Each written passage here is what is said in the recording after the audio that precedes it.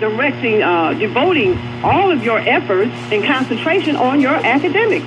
So it just makes sense to me, but, It is. So what happens with this sixth grader?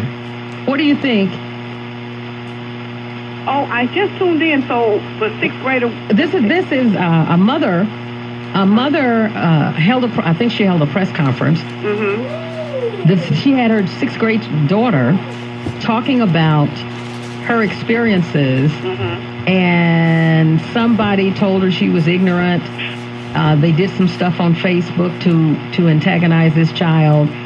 And I didn't hear them say that they called her the N-word. However, the mother is demanding that the school do something with the children who have been offensive to her daughter.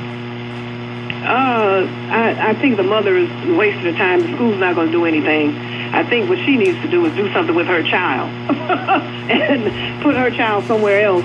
Like I said, we have brilliant professors and teachers. We just have to get ourselves together and stop thinking that their ice is colder. In fact, we're superior academically if you really want to get down to it. We invented all the things that what do you call it? Civilization. We invented we made all the inventions under duress at that. So that, it tells us who we are. So stop thinking that theirs is better. I'm not, like I said, I'm not racist, but I just know who we are. And if once we all come to that conclusion, the game is over. Thank you, Mildred. All right, good hearing from you. The truth of the matter is, and life teaches us this, what you concentrate on the longest becomes the strongest. Think about that for a moment. What you concentrate on the longest becomes the strongest. That is why we see athletes mastering skills because of the commitment they've made to that. The same thing can be done with academics, and in some instances, in many instances, it has. But I don't know if I would force my 12-year-old child to stay in an environment that is hurtful, that is painful. I'm just not sure.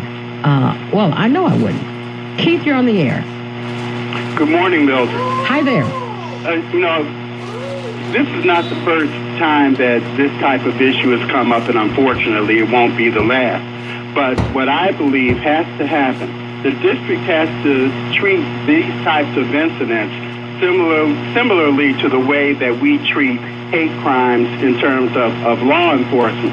The district needs to have a clear, concise policy, not per school, but for the district, where these types of actions should be treated the same as hate crimes against people of other races or whatever the case may be, and that then strengthens the opportunity for the district to suspend or even expel those students who engage in this type of racist behavior. I would not necessarily take the child out of the school unless there's a clear and present danger to her health and safety. We know that words hurt, but physical action hurts more. But unless and until the district develops and implements a policy where they treat this like we treat hate crimes, you're going to see these types of incidents pop up. As far as going to HBCU, I certainly condone and support HBCUs, but here in Detroit, for example, one of the things that really hurts our students when they get out into the real world, whether it's in the college classroom or in the world of work, it's the first time that they've had to deal with the issue of diversity to the point where they are in the lower number in terms of majority minority. But I really believe that diversity is the key for our children because they have to learn to function in a world of diversity, and sometimes that diversity includes diverse opinions about race, color, creed, religion, and all of those things. But I just don't think that saying all of our children should go to HBCU only is the answer. I think that they should go where they best feel that they fit and where they can accomplish their goals and dreams. Well, I'm going to disagree with you a little bit, and let me just tell you why. If I had my choice, every black kid in America would go to an HBCU, out of state, live on campus for 1 year. And here's why. They get to meet people like them from all over the world. They are able to get out of this box, especially in a city like Detroit, where there are black people who are different than them. Poor, middle class, very wealthy, all kinds of folk.